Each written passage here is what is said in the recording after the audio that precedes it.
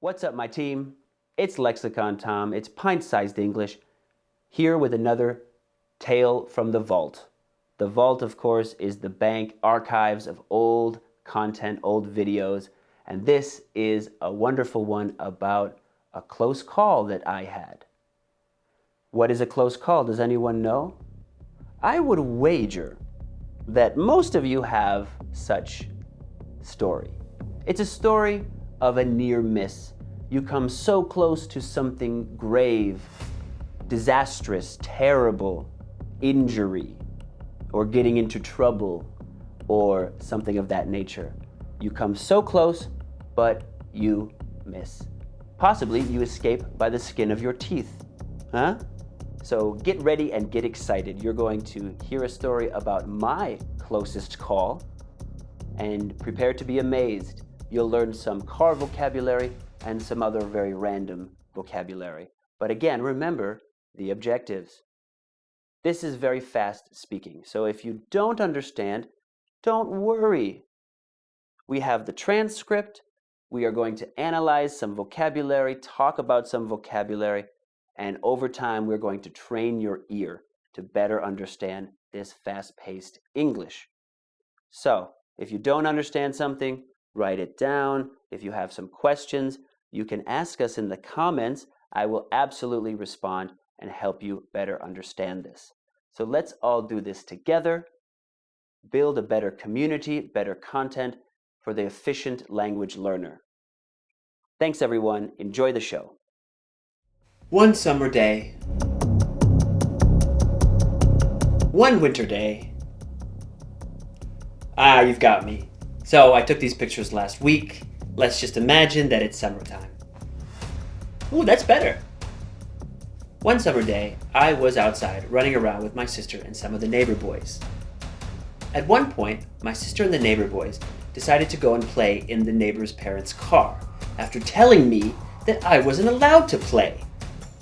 Typical childhood determination told me to play anyway. So I went into my parents' car. I'll show them, I huffed and puffed. So I finagled a key because I knew where they kept them. I got into the car and I started turning the steering wheel, and then to the stick, to the clutch, and finally to the parking brake, while simultaneously turning the wheel.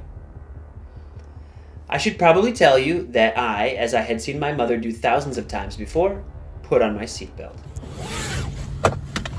I should also tell you that we lived on a hill, and I'm not exactly sure what happened, but as I turned the steering wheel, I must have unlatched the parking brake because we started rolling down the hill.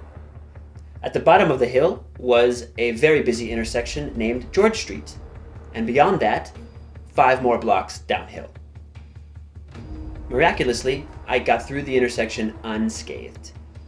But shortly after, my lack of steering skills led me to crash directly into a retaining wall. A few minutes later, my father came running down the hill and grabbed me out of the car. Nobody was hurt, except for the car, which was totaled. And that was my crazy, wild, close call experience. So, let's see what you heard. Why did I end up in my parents' car? How did I get into the locked car? What happened after I passed George Street untouched? Some discussion questions. So, on a scale of 1 to 10, how lucky was I? What could have happened if I hadn't been so lucky? Have you ever had a close call or a crazy experience? Well, tell us your story, and if we like it, maybe we'll make a video out of it. Thanks, everyone. We'll see you next time.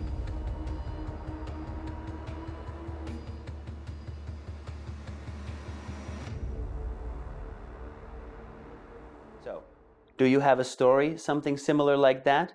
Well, I'd love to hear it from you. And this is the idea. As we begin to tell stories and use storytelling to help you learn more vocabulary, understand more natural pronunciation, we also want you to get involved. You can tell us your stories. This allows more people to learn, more people to hear the context of this vocabulary. So as we begin to do more listening exercises, remember that you can also help us as well. So as we begin to show all of these videos and continue with listening exercises, think about how to help us. Always think about if you have a good story. We would love for you to come and help us and tell your story in written form, in a video. We can show all different types of videos if you want.